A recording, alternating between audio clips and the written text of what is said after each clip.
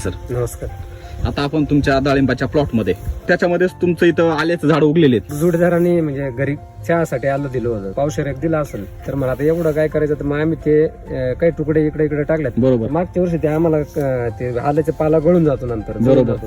हो ते लक्षातच नाही आलं काढायचं, तसंच राहिलं. बर पाऊस पडला आणि ते फुटलं, ते इतकं जबरदस्त झालं ते बस. बरोबर आहे. आता हे बघू शकतो ना याचे फुटवे किती हे बघा, म्हणजे फुटवा गेला ना दुसरं डोस पण त्याला प्रॉपर गेलेला आहे. प्रॉपर गेलेला आहे, तर काहीच नाही ना दुसरं, काहीच नाही. दुसरं ह्याच्या बरोबर जे चालू आहे तेच, बाकी याला गन सुद्धा नाही मारा त्याला. बर बघा ना याच्यावर कुठं करपा नाहीये, कुठं पिवळेपणा नाहीये आणि पूर्ण ग्रोथ जर पाहिली याची बघा ना. बस त्याला आणि सुगंध कसा येतोय एक नंबर. हा, डाळिंबाला तुम्हाला एक नंबर रिझल्ट आलेलेच आहे, परंतु पीक कोणतंही असू द्या. कडा नाही ना, मिरची लावलीच आहे तिला 2 वर्ष झाले, अजून मिरची आहे. ठीक. कांद्याचं इथं आता लाल कांदे केले होते आपण, कांदा इतका जबरदस्त निघला, त्याला बेसल डोस केला होता. बरोबर. तर 40 2 नंबर आणि 1 नंबरचा 45 रुपयांचा कांदा गेला 45 रुपयानं कांदा दिला मागच्या वर्षी. ते तर काय नाही, एक क्षेत्र आमचं वाकडी ते, त्याच्यामध्ये पण 16 गुंठे कांदे लावले होते. बरोबर. 16 गुंठे कांदे इतके जबरदस्त आले, त्याचे 1.5 लाख रुपये झाले होते. 35 रुपयांना कांदा गेला तो पण.